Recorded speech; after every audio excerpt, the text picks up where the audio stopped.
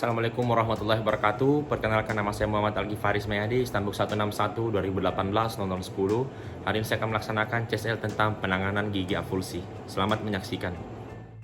Menyimpan gigi avulsi pada media yang tepat.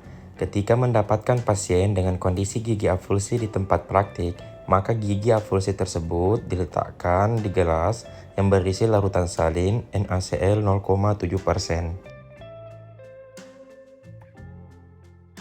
Seperti prosedur pada umumnya, perlu dilakukan anamnesis untuk mengetahui riwayat kesehatan pasien.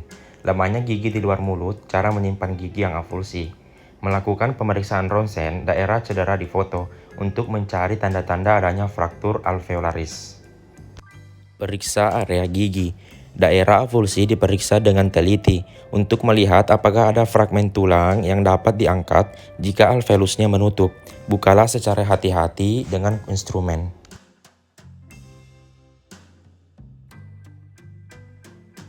Kemudian, diirigasi dengan larutan salin untuk mengangkat bekuan darah. Selanjutnya, periksa kondisi soket alveolar, apakah dapat menyediakan tempat untuk gigi avulsi, dan periksa keadaan periodontal pasien. Periksa gigi. Gigi dari wadah yang berisi larutan salin tadi dipegang dengan tang ekstraksi. Gigi yang avulsi sebaiknya sehat, tidak terdapat karies yang luas, dan tidak terjadi fraktur akar. Gigi diperiksa dan bila ada debris dibersihkan dengan kasa yang dibasahi dengan salin. Tidak boleh mengkuretasi gigi.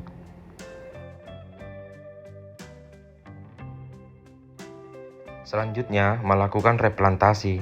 Bila kondisi gigi baik dan area gigi mendukung, maka dapat dilakukan replantasi gigi dengan dimasukkan kembali ke dalam soket dengan menggunakan tang. Setelah masuk sebagian, pakailah tekanan ringan dengan jari sampai gigi kembali pada posisi anatominya. Periksa ketepatan letak dan oklusinya.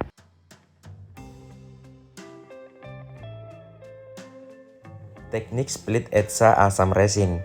Gigi replantasi yang akan di-spleen dibersihkan dari darah debris dengan semprotan air atau dengan cotton roll, terutama di bagian labialnya.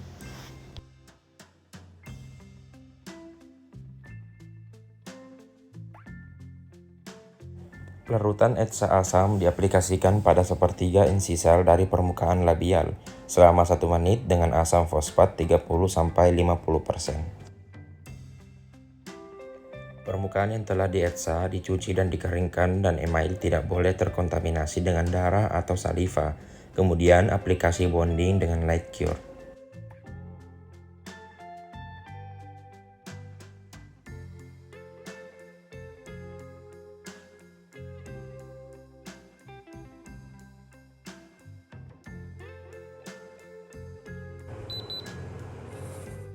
Aplikasi splitting pada sepertiga insisal, kemudian aplikasi resin komposit pada permukaan email dari gigi yang telah dibonding kemudian di light cure, sementara posisi gigi dipertahankan.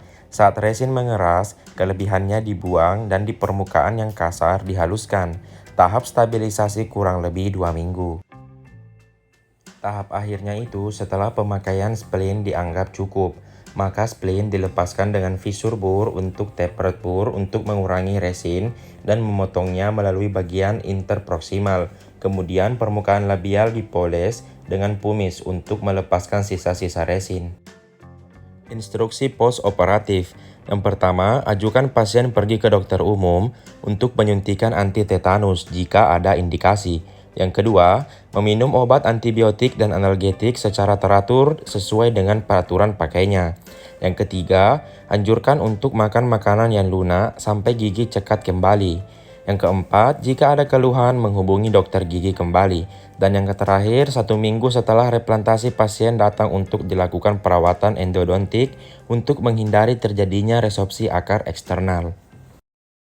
Demikianlah CSL dapat saya bawakan, kurang lebihnya mohon dimaafkan. Wassalamualaikum warahmatullahi wabarakatuh.